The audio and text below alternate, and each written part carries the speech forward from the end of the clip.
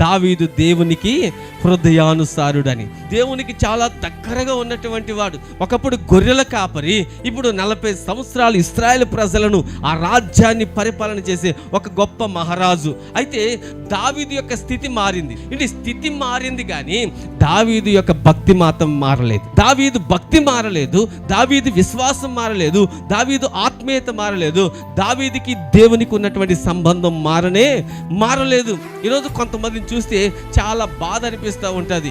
ఏమీ లేని వారిగా, ఒట్టి వారిగా, రక్తహస్తాలతో దేవుని సన్నిధికి వస్తారు. దేవుడు వారిని ప్రేమించి, వారిని స్వస్థపరిచి, వారిని దీవించి, వారిని ఆశీర్వదిస్తే వాళ్ళు మారిపోతూ ఉంటారు. నేను అంటాను, ఐశ్వర్యములో మార్పు రావచ్చు, శరీరంలో మార్పు రావచ్చు, కానీ చేసే భక్తిలో మార్పు రాకూడదు. ఎప్పుడు కూడా దీన స్థితిలో ఉన్నప్పుడు ఎలాగైతే ఉన్నామో, సంపన్న స్థితిలో ఉన్నప్పుడు కూడా మనము అలాగే జీవించుదుము గాక.